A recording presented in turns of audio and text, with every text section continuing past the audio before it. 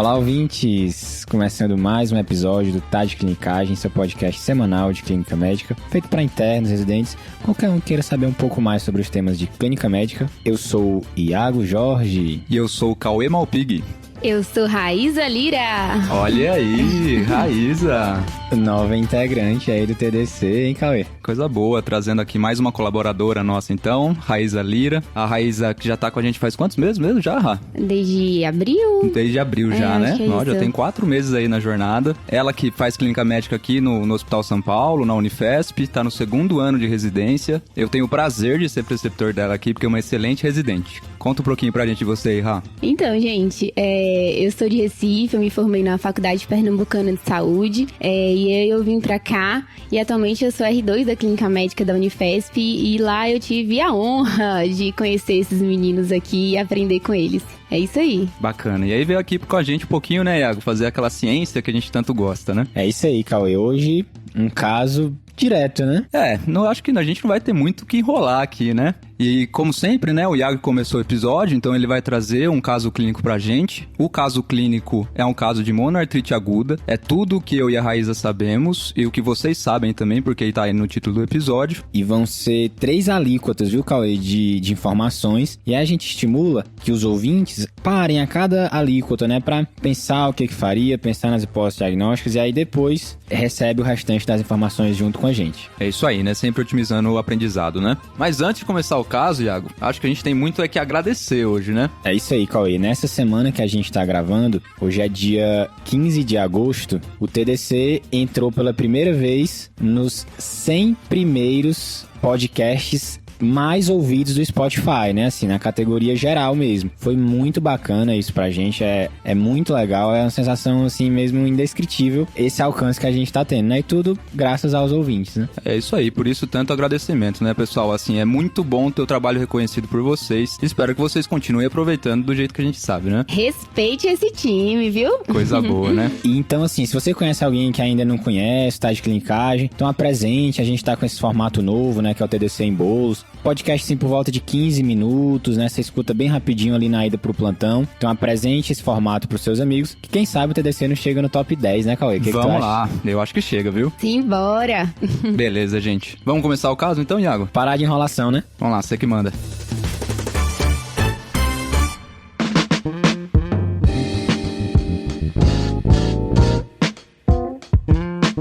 Então vamos lá. Era um paciente do sexo masculino, 18 anos, estudante universitário, previamente ígido, natural e procedente de São Paulo, capital. A história dele é um quadro de 11 dias de dor em orofaringe, dor em ouvido direito, congestão nasal, fadiga, isso no decorrer de 11 dias. Nesse período ele procurou o pronto-socorro e foi prescrito sintomáticos e prednisona na dose de 60mg por dia. E aí os sintomas melhoraram inicialmente. Só que depois de 48 horas, ele apresentou náuseas e vômitos, calafrios, e hoje ele vem no PS para você com queixa de dor 10 em 10 no cotovelo direito e uma dor também em tornozelo esquerdo. Ele negou história de trauma e é essa a história do nosso paciente, Cauê e Raíza. Beleza, Iago, então vamos fazer uma representação do caso pra gente deixar claro, né? Então é um paciente masculino de 18 anos, ígido, estudante de São Paulo, que 11 dias vem com quadro de infecção de via aérea superior. Ótimo. E nas últimas 48 horas, ele evoluiu com calafrio e dor em cotovelo direito e tornozelo esquerdo. E não tinha história de trauma, certo? É isso aí, Raíza. Beleza, Ra. Então eu acho que o que a gente tem que extrair desse caso aqui é essas articulações aí, né? Sempre quando a gente vai tentar representar o diagnóstico do nosso paciente, a gente tem que usar qualificadores semânticos para justamente ficar mais fácil o nosso raciocínio em cima do caso, né? Qualificadores semânticos. É mole. O cara me manda essa. Aprendi ontem. Então explica pra galera o que é, cara. Então o que é qualificador semântico? A gente vai pegar a queixa desse paciente e tentar explicar de uma maneira simples e unificadora para justamente a gente conseguir fazer um esquema diagnóstico em cima disso e saber como que a gente vai investigar nosso paciente. Então, por exemplo, você falou que ele tem um acometimento de 2 articulações. Se ele tem um acometimento de 2 articulações, é uma oligoartralgia. Boa. Certo? Sim. Eu não posso falar que é artrite ainda, né, Rá? Isso. Então a gente tem que perguntar se, além da dor, ele tem outras características de artrite, né? Que são aqueles sinais, né, de inflamação. Então, a gente pergunta se tem edema, se tem calor, se tem alguma limitação à movimentação da articulação. No cotovelo direito, ele tem bastante dor ao toque, tava quente. Ele disse pra você que estava inchado e ele tá tendo bastante dificuldade de movimentar a articulação. Essa dor no tornozelo esquerdo, quando a gente foi esmiuçar melhor a queixa, na verdade era uma dor localizada no tendão de Aquiles, era bem específica no tendão de Aquiles. Ele não tinha queixa, na verdade, de inchaço e calor no tornozelo em si. Legal, então aqui já dá pra gente esmiuçar um pouquinho mais, né? Na verdade, ele tem um acometimento que é característico de artrite em uma articulação. Então isso aqui é uma monoartrite, certo? Certo. E a outra articulação não se configura como uma artrite. Possivelmente é só uma entesite. Certo? É isso aí, Rá. Então a gente vai, lógico que a gente vai confirmar isso com o nosso exame físico, tá? Mas aqui já dá pra gente se guiar que ele tem uma monoartrite e aí a gente vai falar da temporalidade junto com essa monoartrite, certo? Então a gente vai classificar principalmente como aguda e crônica e aqui dá pra falar que ele tem uma monoartrite aguda justamente porque ele tem uma temporalidade menor que 6 semanas. Ele começou com a artrite há 2 dias atrás, correto? Isso aí, Cauê. Só reforçando, pessoal, que artrite, ele é um sinal, um achado do exame físico.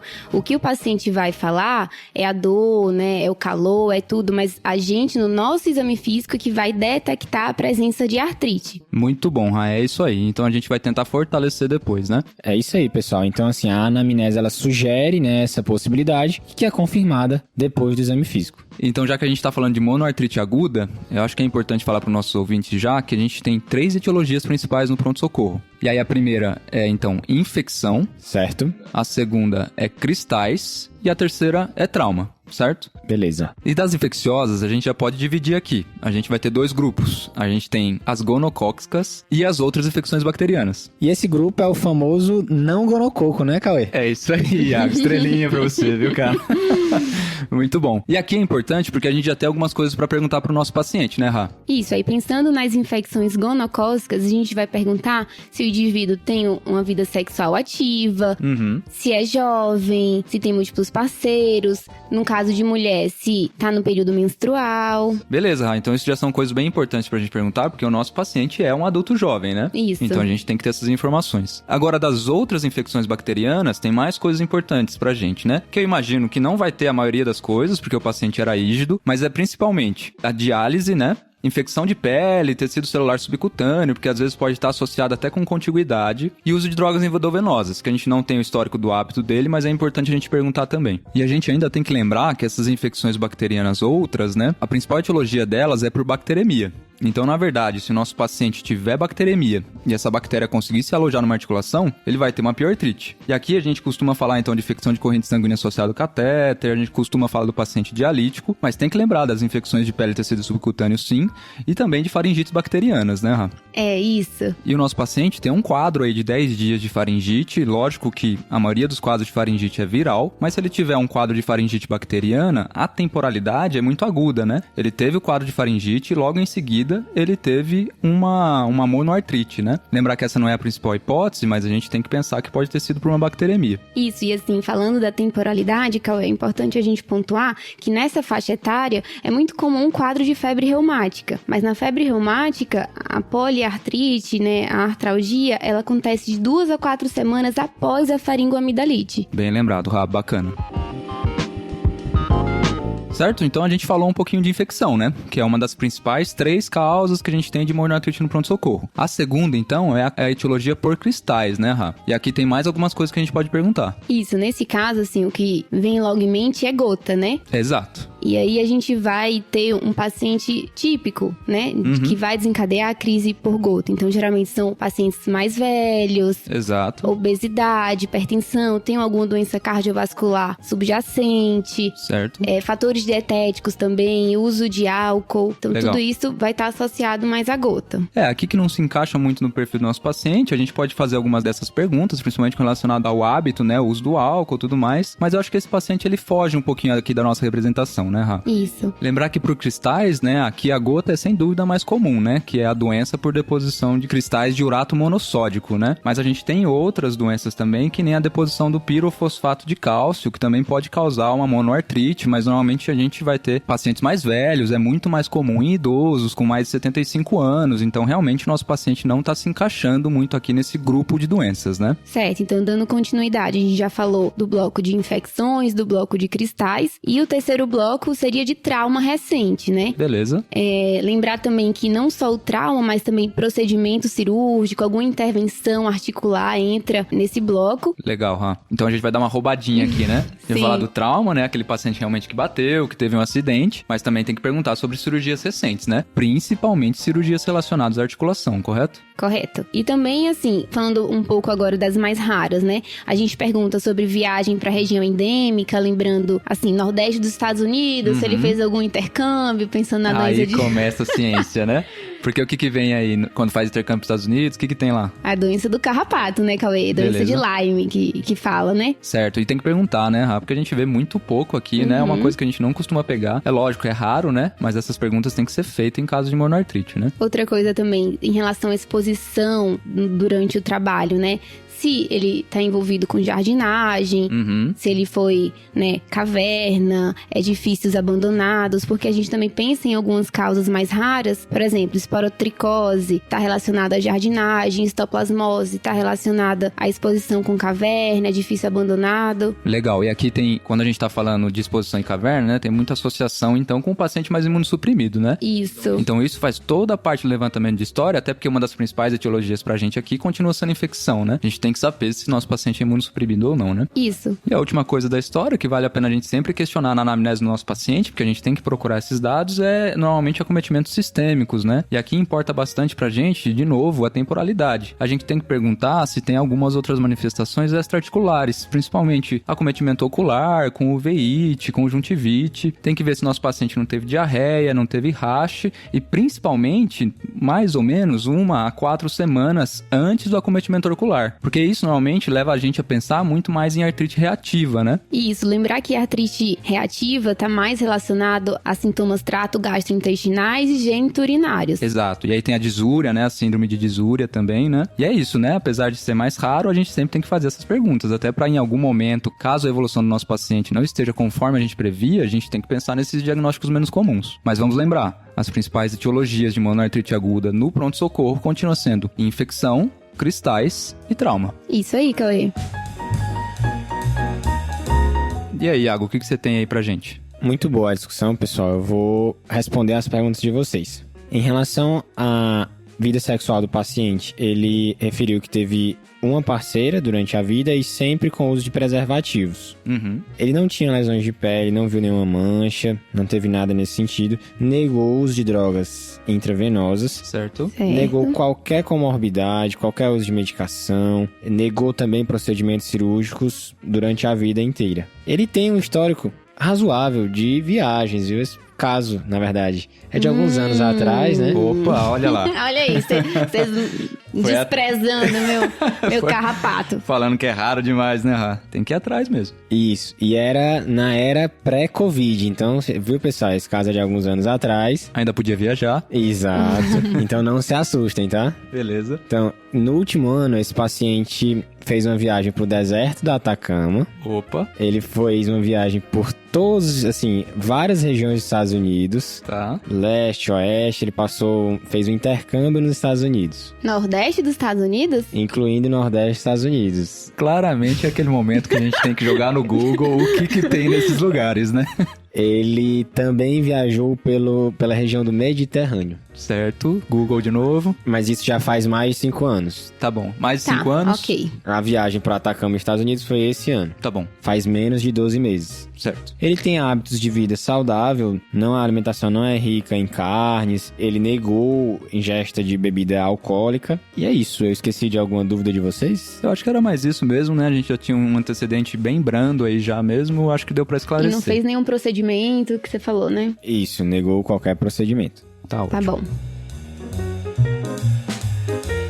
Então, com essas informações, eu acho que assim, dos 3 principais blocos que a gente tem de etiologias do pronto-socorro de monoartrite, dá pra gente deixar bem afastado o bloco de cristais e o bloco de trauma, né? Isso, assim, é um paciente que não teve história de trauma recente, não fez nenhum procedimento invasivo, então a gente pode, assim, afastar essa parte de trauma. Legal. E também não tem nenhum fator de risco, não tem uma epidemiologia positiva para os cristais. Exato, Rá. O que preocupa, né? Porque, Sim. infelizmente, a gente ficou na mão com o bloco infeccioso. E do infeccioso, a gente não consegue afastar completamente a artrite gonocócica porque ele tem um antecedente de ter relação só com uma mulher e é protegida. Mas a gente sempre tem que lembrar, isso aqui é subjetivo do paciente, é normalmente uma informação estigmatizante e que ele não vai falar completamente a verdade pra gente muitas das vezes, né? Verdade. A gente é o médico de pronto-socorro, é a primeira vez que ele tá vendo a gente tem que criar um vínculo adequado, né? É isso aí, Cauê. Então, se a gente fosse se preocupar, a gente ia ficar com as outras infecções bacterianas, né? Que ele tem uma epidemiologia aí positiva, mas eu acho que talvez não vale muito a pena a gente se guiar por aqui, mas a gente tem que lembrar que ele teve uma viagem recente para os Estados Unidos e lá é uma área endêmica para Lyme, né? Então lá, agora a gente vai pro exame físico, né? Então, como é um episódio de monoartrite, eu acho que a primeira coisa que a gente tem que buscar no nosso exame físico é se tem ou não artrite. Então, Legal, buscar aqueles sinais de artrite, se tem dor, se tem edema, se tem eritema, se tem calor, se tem limitação na movimentação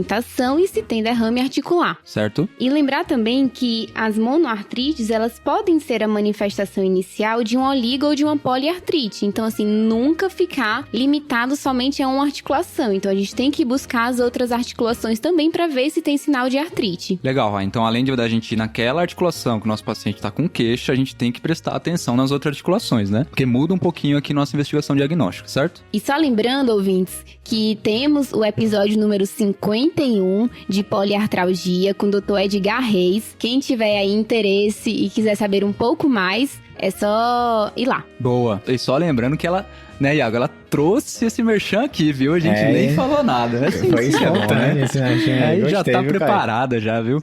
Então, mais coisas do exame físico, além, lógico, da gente definir isso como uma artrite, como uma monoartrite, a gente sempre tem que procurar outras coisas que podem fazer uma mimetização da artrite aqui, né? Isso. Então, a gente sempre tem que palpar tendão para ver se tem tendinite. A gente tem que fazer a avaliação e palpação das bursas para ver se tem bursite. E importante também, a gente tem que ver a pele local para ver se não tem algum componente de celulite. Que, lógico, pode ser só a celulite, só uma infecção de pele e tecido subcutâneo, mas por contiguidade pode fazer uma artrite também.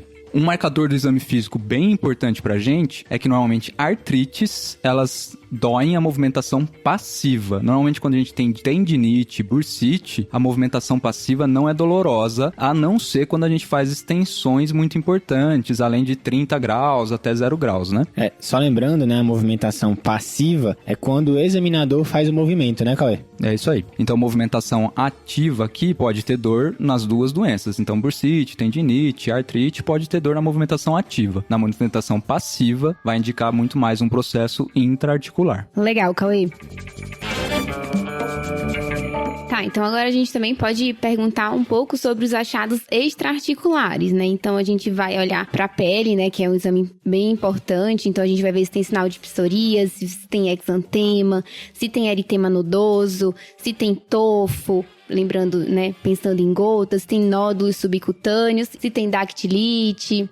E também a gente vai olhar pra orofaringe do nosso paciente pra ver se tem sinal de faringoamidalite, né, Cauê? Legal, né, Rá? Porque a gente sempre, quando a gente tem monoartrite, a gente tem que procurar sintomas sistêmicos, né? Tem doenças que causam monoartrite e causam sintomas extraarticulares também. E aí o eritema nodoso, por exemplo, a gente pode pensar em artrite associada à sarcoidose, a gente pode pensar em artropatia da doença inflamatória intestinal, tem outras doenças que podem causar. Dactilite, por exemplo, a gente pensa muito mais aqui no paciente com artrite psoriásica, né? Acometimento de pele, também a gente vai pensar em artrite reativa, quando a gente tem a keratoderma blenorrágica, tem muitas manifestações que a gente tem que procurar. Conjuntivite, a gente tem que ver se o paciente não tem um olho vermelho, para pensar também um pouquinho mais em artrite reativa. E aí a gente tem que pensar que o nosso paciente, ele tinha uma manifestação recente, de 10 dias atrás, 10 dias de evolução, de uma faringite. Então a gente tem que ver se essa faringite já não é mais uma faringite viral e a gente tem que começar a pensar mais em faringite bacteriana. Para isso a gente tem que ver se o paciente ainda está febril, com febre maior que 38 graus, tem que perguntar se ele não tem tosse, tem que ver se ele tem linfonodomegalia cervical anterior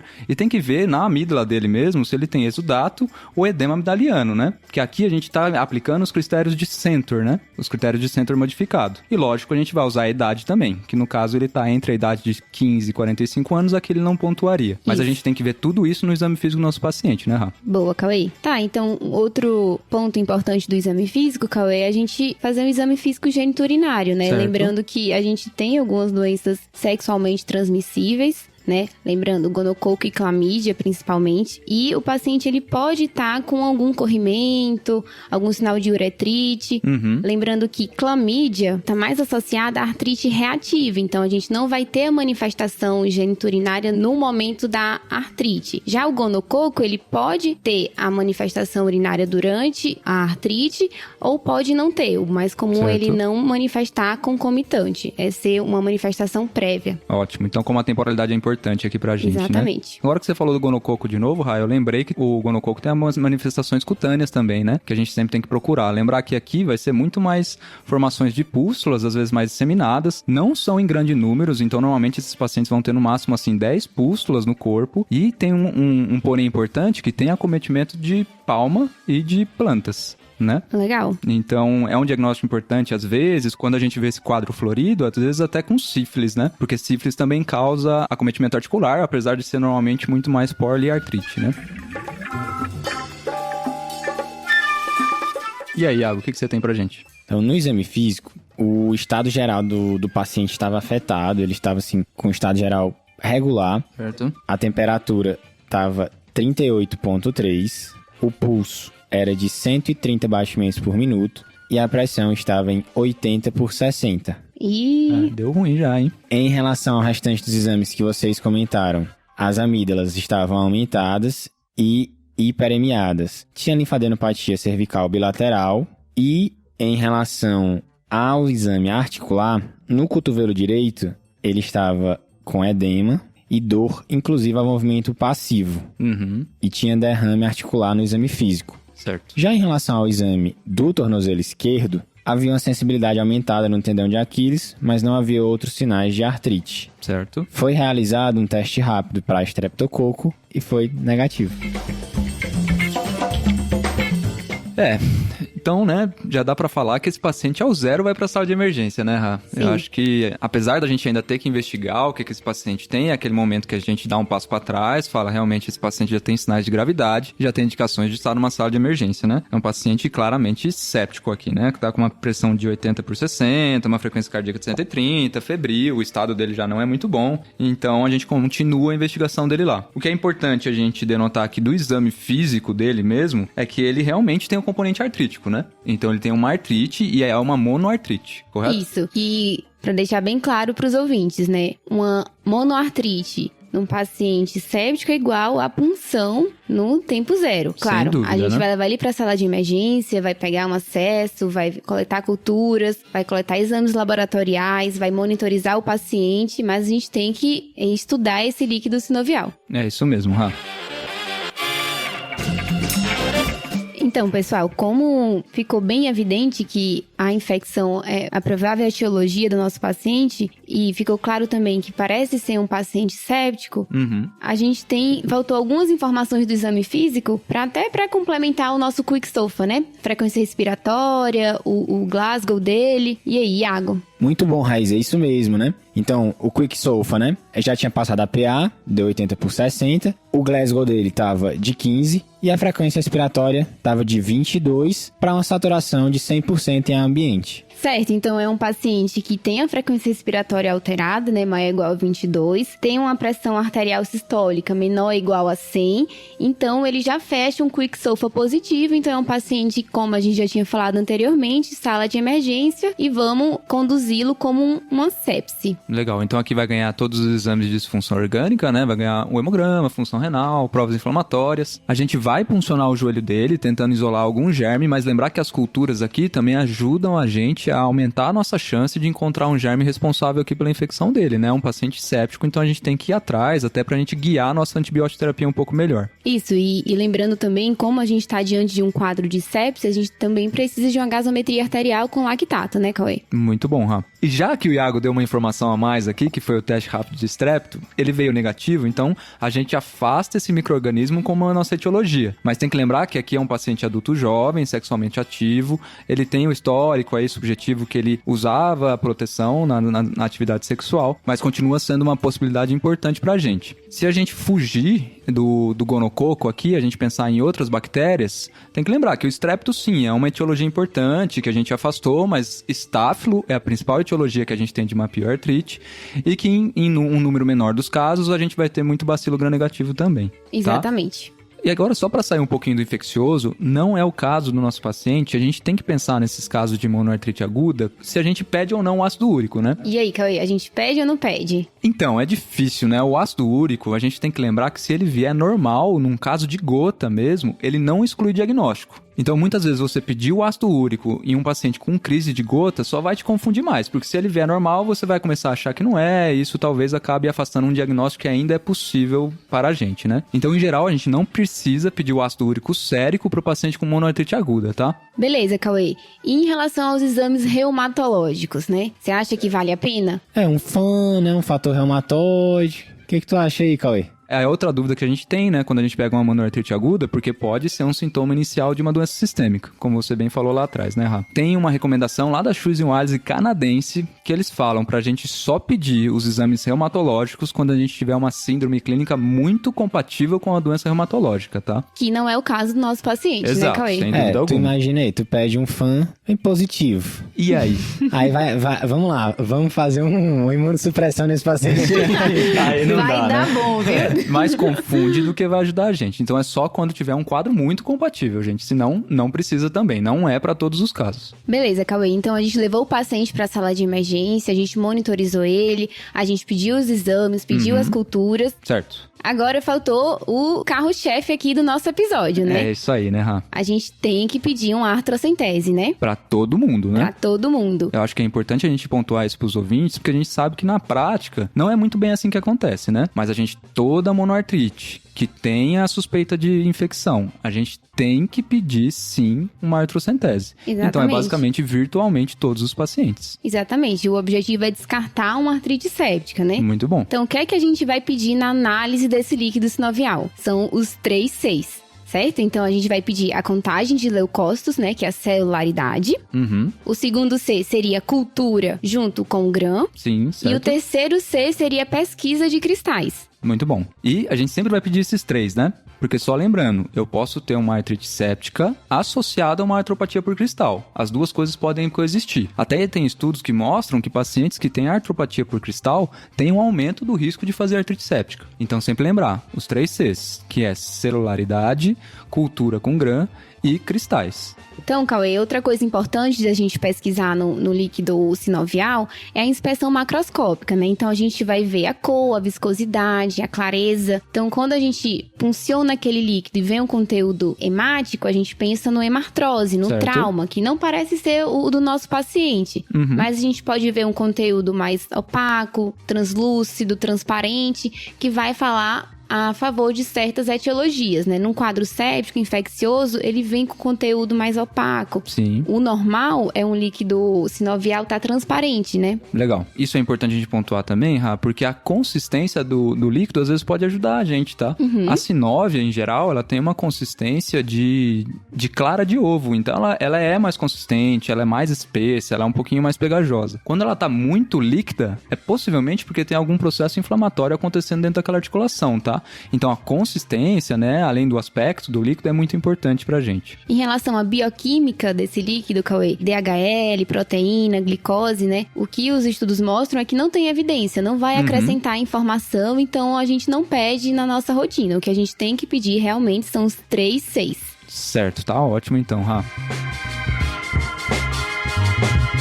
E por último, agora já que a gente funcionou... Mas não menos importante. Com certeza não. Já que agora o nosso líquido foi para análise, né, a gente vai iniciar o antibiótico. Então, de preferência, sempre realmente depois das hemoculturas e depois da cultura do líquido sinovial, né? A gente sabe que às vezes isso é difícil de se conseguir. Então, se você vê que vai realmente se atrasar essa punção, às vezes porque é uma punção de difícil acesso, às vezes que nem nosso paciente no cotovelo, no tornozelo, que a gente vai precisar de ajuda de um especialista, a gente deve sim iniciar o antibiótico antes. Então, com relação ao antibiótico que a gente vai escolher para terapia empírica, a gente sempre vai preferir o Rocefin junto com a oxacilina. A maioria das evidências que a gente vai deixar aqui na descrição do episódio falam da vancomicina no lugar da oxa, mas é por serem evidências americanas, onde tem a preocupação com os estáfilos resistentes à meticiclina da comunidade, os MRSAs. Mas para a gente essa preocupação ainda não é tão importante. Se a pesquisa do GRAM do líquido sinovial apresentar um GRAM positivo, a gente pode descalonar para a oxa. E se apresentar um GRAM negativo, a gente pode escalonar para o Rocefin apenas. Lembrar que aqui a gente não está falando do paciente imunossuprimido, com internação recente ou uso de antibiótico recente, que aí sim a gente pode fazer o uso da vancomicina. E aí, Iago, o que você tem pra gente aí do caso? Muito bom, pessoal. Então, vamos aos exames, né? No hemograma, veio uma leucocitose de 20 mil, às custas principalmente de neutrófilos, hemoglobina de 12 e uma plaqueta de 300 mil. A outra prova inflamatória, né, um VHS V862, os demais exames vieram dentro do limite da normalidade. Todas as função renal, eletrólitos e também a investigação, né, bilirrubinas, por exemplo, de outros órgãos-alvo também vieram sem alterações esses exames. Beleza, Iago. Teve gasometria com lactato? O lactato também estava dentro da normalidade e a gasometria não mostrou distúrbio ácido básico. E abre o jogo aí, Iago. E o líquido sinovial, como que tava? Pronto, vamos lá. Então, o aspirado era de cor laranja e veio com leucócitos de 17.250 por milímetro cúbico, às custas de 94% de neutrófilos, 2% de linfócitos e 4% de monócitos. O GRAM revelou abundante quantidade de leucócitos, poucas células mononucleares, sem organismos vistos. Poxa. Ixi, E a cultura, complicou. obviamente, a gente está esperando. Tá ótimo. E aqui, Cauê, a gente tem que separar em 2 grandes grupos, de acordo com a celularidade do líquido sinovial. Então, a gente divide em não inflamatório, o ponto de corte é 2.000 células, Certo. e inflamatório quando é maior do que 2.000 células. Certo. No caso de uma artrite séptica, tipicamente esse valor ele vai ser acima de 20.000. Certo. Quando for um Staphylo aureus, esse valor geralmente chega até maior a 50.000, frequentemente maior do que 100.000 células. E só lembrar, não é porque está abaixo de 20 mil, que a gente exclui o diagnóstico. O diagnóstico vai ser, então, com o GRAM e com cultura. Isso. E nesse caso, fecha um líquido inflamatório, provavelmente bacteriano. Certo. Só outro adendo que a gente pode fazer, além da contagem, né, é a porcentagem de neutrófilos, né, Rá? Isso. Então, a gente tem aqui 94% de neutrófilos, o que fala a favor mais ainda de uma infecção bacteriana. Ele fala que a partir de 75% já fala a favor de uma infecção bacteriana e a partir de 90% Exato. aumenta a chance. Aqui a chance também é muito mais alta, né? Exatamente. Então, se a gente for lembrar, 2.000 é o corte para não inflamatória, então menor que 2.000 não inflamatório, maior que 2.000 inflamatório. Quanto maior do que 20.000, a gente vai pensar mais em infecção. Maior que 100.000, a chance é muito alta. E o neutrófilos mais que 90%, a chance é muito alta para uma infecção bacteriana, certo? Esses são os nossos cortes. Lembrando, Cauê, que quando a gente pensa em artrite gonocócica, esse valor vai estar acima de 2.000, mas geralmente ele vai estar abaixo de 50.000. Então, ele Isso. vai estar ali entre 20.000, 50.000 no número de leucócitos. Quando a gente pensa no Staphylo aureus, esse valor é acima de 50.000, como a gente falou anteriormente. Muito bom. Então, aquilo que a gente estava falando no começo, de quanto mais alto, maior risco, é para infecção bacteriana não gonocócica, né, Rá? Exato. E aí, realmente, o gonococo, ele faz um líquido sinovial um pouquinho mais brando, né? Então, menor que 50.000 em geral de celularidade, né? Em relação ao GRAM, Cauê, infelizmente o GRAM veio negativo, mas lembrando que o GRAM negativo não exclui, né, ser uma infecção bacteriana Certo. vigente. A sensibilidade, ela é de 30% a 50%. E o que vai mesmo, assim, determinar seriam as culturas, né? Isso aí, Rá. Então, a gente tem que esperar as culturas, a gente tem que ficar de olho, né? E as culturas é importante a gente diferenciar de novo em não gonocócica e gonocócica, né? Das não gonocócicas, as culturas, elas variam dependendo do micro-organismo. Lembrar que o estáfilo pode ter culturas do líquido sinovial positivo em até 80%, então é muito comum a gente ver positivo. Mas quando a gente está falando de estrepto, a gente está falando de bacilos gram-negativos, essa sensibilidade pode cair ali por volta dos seus 50%, né? As culturas do líquido sinovial das infecções gonocócicas aí varia de 30% a 40% de positividade, né, Cauê? Muito baixo também, né, Rá? E aí entra um ponto importante, né, que pra gente otimizar a detecção desses micro-organismos, organismos, a gente sempre vai coletar hemoculturas em caso de artrite séptica, né? Que a gente esteja pensando em artrite séptica. E a gente tem que ir atrás de outras secreções, né? Então, por exemplo, corrimento vaginal e corrimento uretral, né? Isso, e se tiver uma uretrite associada, concomitante ao quadro articular, a gente pode coletar o gram, e se vier um diplococo gram negativo, fecha gonococo. Legal. Exato. E aí tem outras técnicas também, né? Que são as pesquisas dos materiais genéticos dessas bactérias, que é um pouco menos disponível, né? Mas a gente também pode ir atrás com esses exames nessas secreções, né? Exatamente. E aí, justamente direcionado para essas bactérias, principalmente o gonococo, né? Lembrando que se a gente está pensando numa infecção aí sexualmente transmissível, a gente também tem que pesquisar outras doenças sexualmente transmissíveis, né? Muito bem HIV, lembrado. hepatite, sífilis. Ótimo, excelente, Rafa. Muito boa, pessoal, a discussão de vocês. Mas e aí? O que vocês acham que é? Quais são aí as principais hipóteses diagnósticas para o caso de cada um de vocês, pessoal? Então, Caio, eu acho assim que não resta dúvidas, né, de que é uma artrite séptica. Certo. Provavelmente, a gente tem o teste rápido aí para estrépito negativo.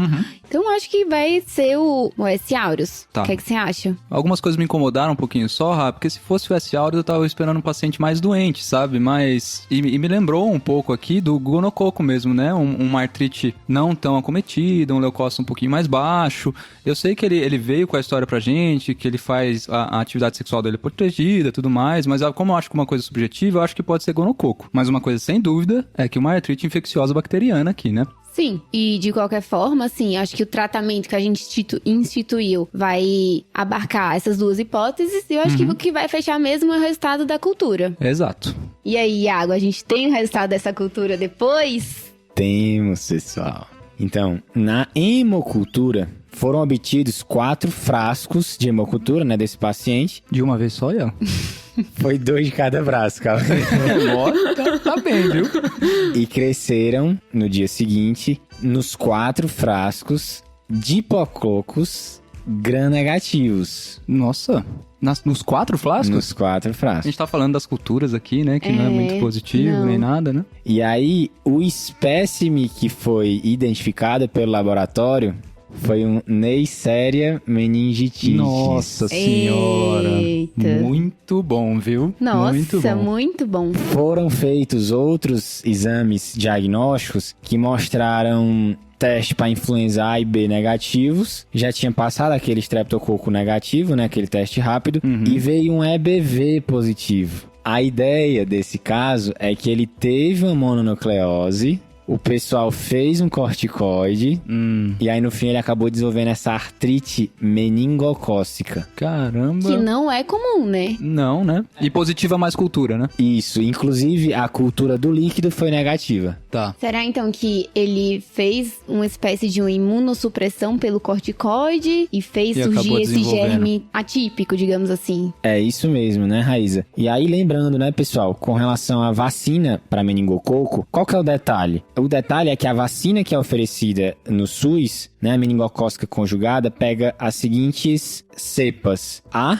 C, W e Y. Então, o meningococo B teria que ser só no programa, assim, é uma vacina que é só oferecida À paga, parte. né? A parte, isso mesmo, Raíza. Então, foi isso, pessoal, esse era o caso. Que muito bom, viu? casão. Que caso, muito bom, muito bom. Legal, Olha, Iago. Não ia nem pensar de longe na minha Jamais. cabeça. Eu acho que de todas as referências que a gente viu aqui, realmente é um caso muito bom, né? E como é importante a gente realmente investigar adequadamente esses pacientes, né? São pacientes graves, né? Que fazem realmente bacteremia, todo paciente que tem aí uma artrite séptica.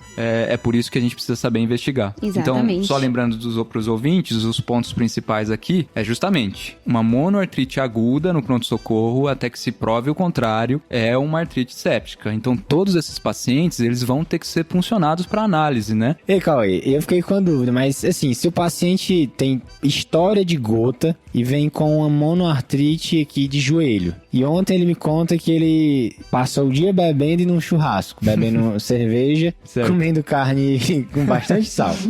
Esse que é o problema, né? A literatura, ela fala que realmente, mesmo nesses pacientes que procuram pronto-socorro, eles têm que ser puncionados para você ver se não tem uma infecção secundária. Porque a gota tá mais associada com artrite infecciosa bacteriana também. Então tem que puncionar. É mesmo? Pois é. Tá pensando que vai escapar?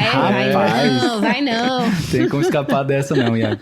A gente sabe que às vezes tem articulações, principalmente, por exemplo, gota, que pega mais o hálux, né? São difíceis de ser puncionadas, né? Mas a literatura é firme nisso. Não, peraí. Tu quer puncionar o hálux?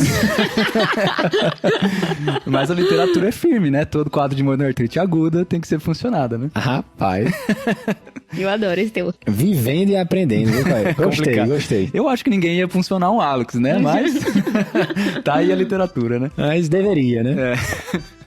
Fechou, pessoal? Fechou demais. Beleza. Foi show. Muito bom o caso, Iago. Vamos pro desafio, então? Vamos lá.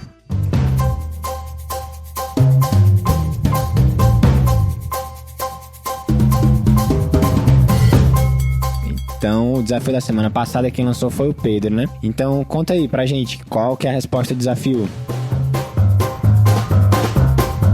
Fala, pessoal. Eu fiz um desafio na semana passada, a gente falou sobre osteoporose, sobre o Frax, que é aquela calculadora de risco para osteoporose e risco de fratura. Eu perguntei se tinha como a gente colocar o risco do diabetes mellitus do tipo 2 dentro do Frax. O João brincou até se era um bug do Frax. A resposta é a seguinte: a diretriz americana de endocrinologia clínica sugere que a gente coloque sim para artrite reumatoide, porque o aumento do risco seria semelhante ao do diabetes tipo 2. Então essa é uma forma da gente tentar dar uma enganada no sistema e usar o risco ali para diabetes tipo 2. Então essa é uma forma da gente enganar o sistema. Falou, abraço!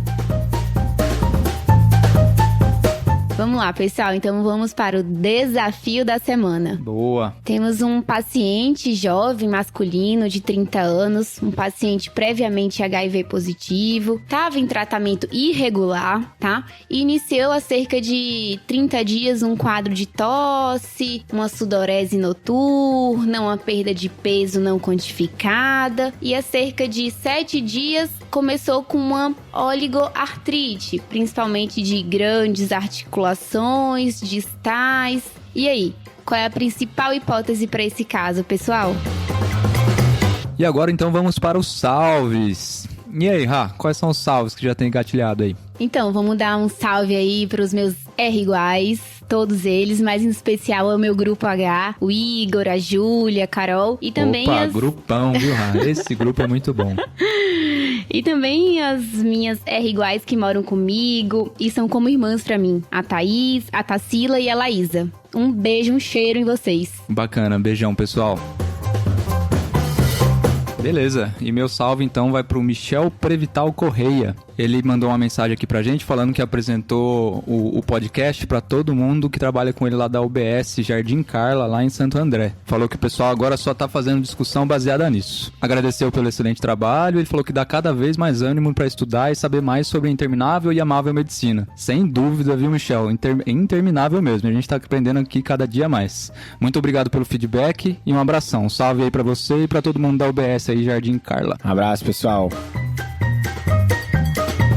E o meu salve vai pro Henrique Motoki. Ele é da turma 69 da Medicina UEL, Universidade Estadual de Londrina. Muito bacana, viu, esse pessoal de Londrina? Inclusive, a gente já gravou podcast com liga lá da UEL. Bacana. Então, um abraço pra todo mundo da UEL, em especial pra turma 69. Ô, abração aí, turma 69. Massa. Valeu, galera. Valeu. Lembrando a todos, né, de seguir a gente, né, nas plataformas de podcast, né? Então se inscreve lá no Spotify, Deezer, o seu agregador preferido, Apple Podcast também. E inclusive, né, pra quem escuta pelo Apple Podcast, tem um detalhe a mais, né, Raíza? Então, vocês conseguem deixar um recado lá e também dar uma nota da nossa estrelinha lá. Isso aí, inclusive, ó, o Beto RXT, no dia 2 de julho, pediu um episódio de arbovirose, né? Eita.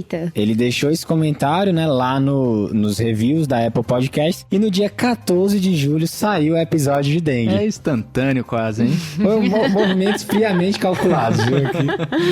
Lembrar também, então, de visitar nossa página lá no YouTube, seguir a gente, fazer a sua inscrição e ver nossos vídeos. É um conteúdo mais direcionado, com tópicos mais importantes de cada episódio e tudo feito mais com umas animações, né? Conteúdo conteúdo mais direto. E não esquecer, galera, do nosso Instagram, né? Lá a gente coloca quase todos os dias algum conteúdo, alguma informação que a gente consegue salvar, depois revisitar quando a gente tem uma dúvida, quando a gente tá no plantão. Tem um conteúdo bem bacana. E o Twitter também, né? E aí o Twitter lá vocês vão ver bastante artigos comentados, né? Desafios, tem muita coisa boa lá pra vocês verem rapidinho no Twitter. Fechou então, pessoal? Beleza. Beleza. A Raíza estreou em grande estilo, viu? Parabéns, Raíza. Meu Muito Deus, bom, viu, que Rafa? responsabilidade, viu? Foi uma honra aqui pra gente. Viu? Até os Obrigada, próximos. gente. Tchau, Valeu. tchau. Valeu. Falou. Valeu.